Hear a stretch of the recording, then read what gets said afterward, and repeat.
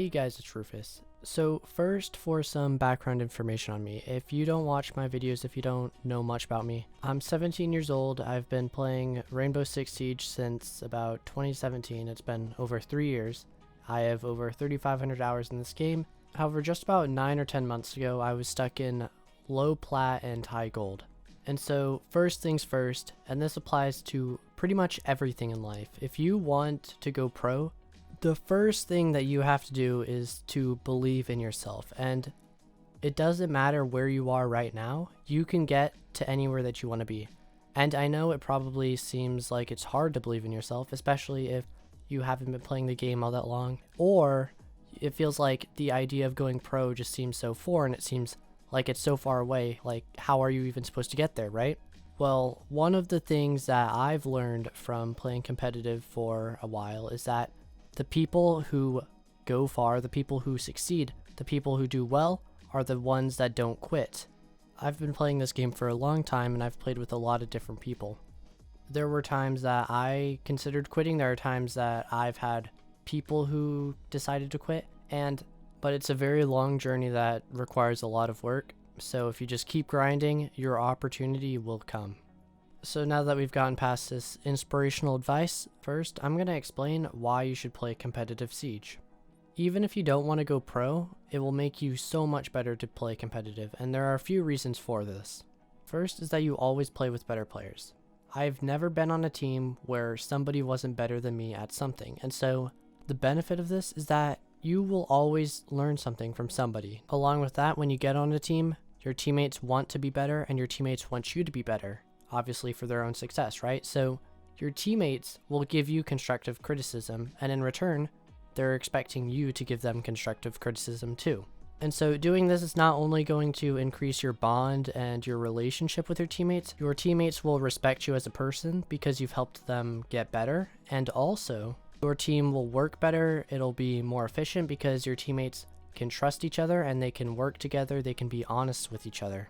And so comp also teaches you to be more consistent. The last reason you should play comp is you can make money sometimes from tournaments or leagues. It doesn't happen super often, but you know, some extra side cash is always nice. Next, what is competitive Siege like? I've been talking about it, but I haven't described anything about it, right? First, I'll talk about the schedule. Your team will always decide, the schedule, of course, and during your practice, the team will do scrims. Now, what a scrim is when your team goes into a custom game with another team and you scrim. In this game, the rule set is going to be a bit different than ranked. It's going to be the exact same as Pro League, so you have 6 pick, you have 6 rounds on each side, and during a scrim there are 2 ways to play it. First, you have game day, and then you have 6-6. Game day is when the scrim ends at 7 points, so that's when one team wins the game, hence the name game day settings. 6-6 is when you play all 12 rounds, so you play 6 rounds on each side and it's a good even practice. This is the most common and preferred way to play it, and then amongst 6-6 you can also have 2-2-2. What 2-2-2 is when the defense picks the same site 2 rounds in a row, and then they do it for the next 2 rounds and the next 2 rounds. I'm not entirely sure why teams do this because it takes away from having the attackers rely on pre-round intel, because after the first round, the site is going to be the exact same the next round, and then the round after that, the site has to change, and then the round after that, the site is going to be the same. And so in competitive Siege, you have different tiers. What these tiers are is simply a label of accomplishment. So T1 is Pro League, T2 is Challenger League, T3 are all of the other leagues, and then T4 are no leagues. Now, some leagues aren't really considered T3 because they're not popular at all. In order to be considered a T3 league, you have to actually have good teams in it. So when you first start out, you'll be in T4 no matter what, but remember, it's just a label. And just because you're in a league doesn't mean you're T3, doesn't mean you're better than anybody else, and it doesn't mean you're good at the game. And then lastly, in competitive Siege, you're going to have coaches, you're going to have analysts, and VOD review. So coaches and analysts are usually going to be in T3 and higher. It's very difficult to get a coach in T4 because there's just simply not enough coaches to go around, and so most of them are in T3 and above. Analysts are the people who evaluate other teams, they help your team get better, and they just give you good advice, good statistics, and make things easier before game day. Analysts can really do whatever they want. They can help the coach, they can make strats. They're usually just an extra guy who has their own responsibilities and then maybe sometimes takes on an extra one or two. And then VOD review is when you review a VOD. What a VOD is a video which is of a scrim or a game. And so this is simply just looking over your games or scrims and trying to review strats, trying to review players, just trying to get better, just trying to go over your mistakes, figure out what went wrong and how you can do better. Now in comp, you're going to have an IGL on every single team. IGL stands for in-game leader. This person's going to have a few responsibilities, and so you want this person to be smart, you want this person to know what they're doing, you want this person to know strategy. The reason for that is that this person is the person who calls the strats before the rounds, he's the person who calls for adjustments, he's the person who basically keeps the team composed, keeps everybody on track, and is basically the shot caller in game. If you're not the IGL though, you're probably going to have some times where you don't agree with what's being called. And to that, I say deal with it. I know this sounds unfair, but if your team is going to do well, you have to listen to the IGL always. It does not matter whatsoever if you agree or not. In game, you have to listen because there's not a lot of time to discuss. You can give your point of view, but if the IGL is firm on his decision, only talk about it after if you don't like the decision that he made. If you don't listen or try to take things into your own hands and make a call yourself, what this does is it splits the entire team. Everybody's on a different page. Nobody knows what they're doing. And the round is going to be lost entirely. And I know that seems like a overstatement, but in competitive, the IGL will literally determine rounds. If nobody's on the same page, you're going to lose because the other team is on the same page. Now, some teams will also have two IGLs. You'll have the main IGL and then the co-IGL. I really like having a co-IGL because between rounds, I can be a bit quiet. I can be thinking a lot because as an IGL, you do have to think about it a lot.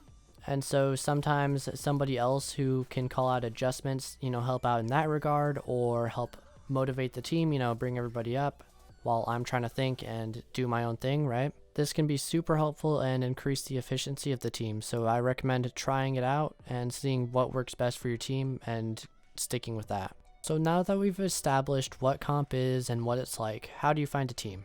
I would suggest using Discord and primarily. In the past, when I first started doing comp, I tried Moot, I tried Reddit, I tried some other methods, but none of those worked whatsoever. There are a lot of different Discord servers you can use. I would suggest starting with the Rainbow Six Discord. You can use different league Discords such as ESA, SCS, and NACL, AEL, etc. And along with that, these Discords can also be used to find scrims. So just go there, it's not super difficult, but it will take some time because you want to make sure that you find a good team and a good set of players to stick with. And by stick with, I mean at least a few months minimum. A lot of teams will disband within a month or in a month or more, but the longer you stay as a team, the better you will be as a team. Most of the time, a team that's been together for a long time, that's got good strategy developed, that's got a lot of composition, will always be a team of fraggers who's not even been together for very long. And so don't go onto a team expecting that you guys are going to be together until you make Pro League or Challenger League, because that's not going to happen. But now that we're done with that, I'm going to have some tips for anybody who's aspiring to go to Pro League or to play comp or to just get better at this game in general. So first, you want to take your public image into account. Do not go on Twitter, do not go into game, shouting slurs, shouting some very bad words. I think you can think of some, but just try and consider your public image whenever you're talking to someone, because the opportunity for you to prove yourself and the opportunity to get onto a good team can come at any moment. And if I see you talking trash or just being like an asshole or something, I am going to take a mental note to never be on a team, to never try you out, and to just not associate with you in general. Remember, in competitive, everybody is thinking about themselves. So if people see you as a liability, they won't want to be around you. And so, as I've mentioned Twitter a bit, try to get some clout if you can.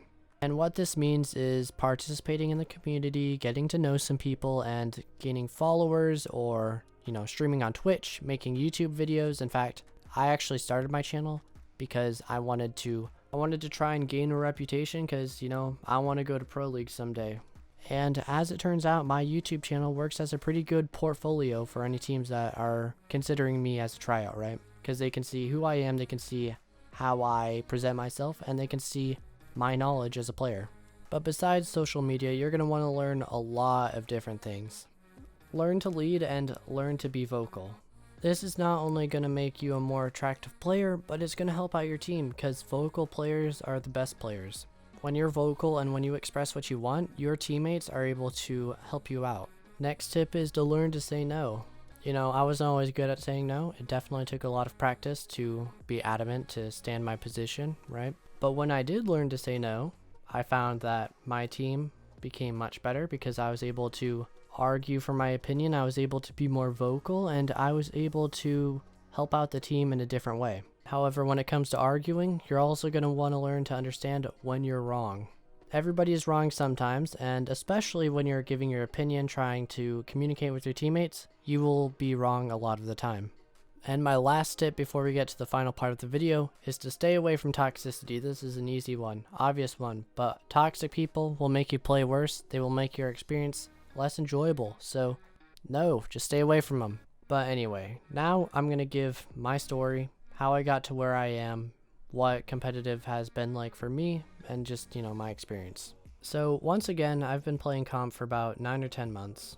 And I've been on many different teams. I've played with many different people. The first team I was on, I was with my friends actually, and that's the first mistake right there. Don't make a team with your friends. And then we had recruited like a couple people, and they were fun, That was my first step in competitive, and I was just really trying to figure things out. Now, I'd also decided to set up like 2 different teams, which, bad decision. Mistake number 2, don't do that, because there's no reason to set up a second team if you're only going to be playing on one. I thought it would be cool to scrim against them regularly, but it's pretty easy to just find a scrim with different teams, and you don't want to scrim the same team over and over. Eventually, I decided to leave the team because my teammates weren't very motivated to get better, and we didn't have the same goals. I wanted to go play Rainbow Six Siege professionally, but they were just trying to play for fun. They didn't want to do scrims as often, they didn't want to dry run the strats, and they just wanted to play a lot of ranked, so that's kind of why I left. I was only with these guys about a month, and then I decided to look for another team. So with these guys, I managed to get onto a better team with some Plat 3, Plat 2 players, low to mid Plat.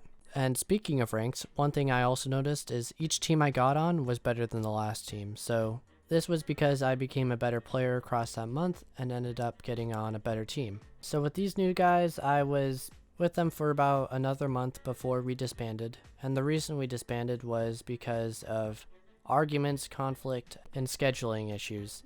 So we had this one guy who would always just cancel or be late or just, fuck with the schedule. It was so annoying.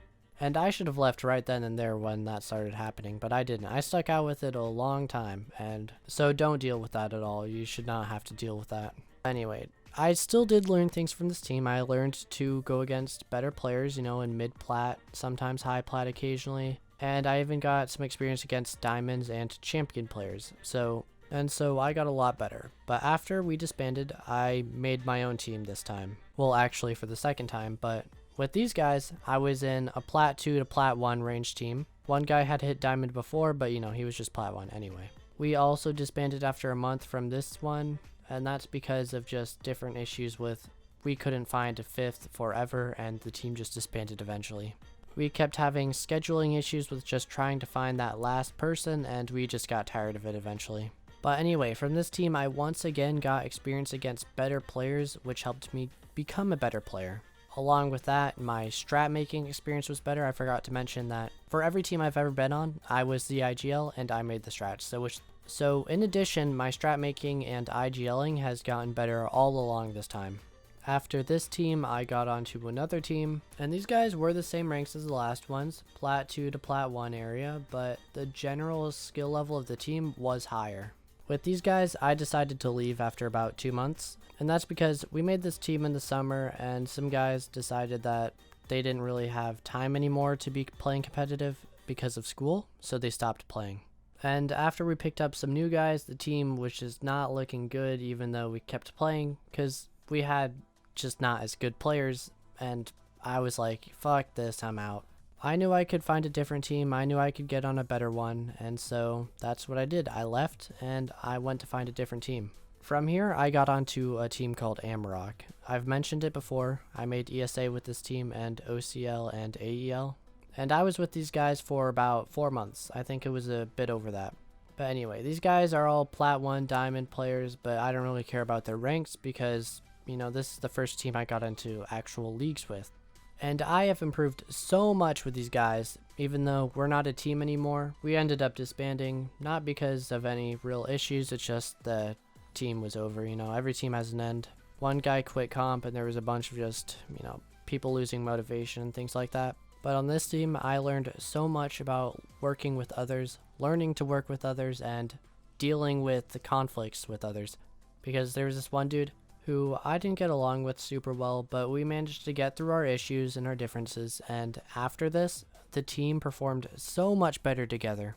The relationship with your teammates really affects how you guys work together. And so when we started working on like the same wavelength at the same pace and in accordance with each other, we were just doing so much better. And that's really when the team started really getting to our prime and we started really doing well. If you want to support my channel, please consider donating to my Patreon. I've got a bunch of cool benefits there that you can see. And also try joining my Discord server too. It's starting to grow and a lot more people are getting in, so I really suggest checking that out if you can. There are polls, you can give feedback, you can answer questions, etc. Everything you could ever want, right? That's all to say for this video. And if you learned something, give the video a like. And if you want to see more content like this, then subscribe. Toodles.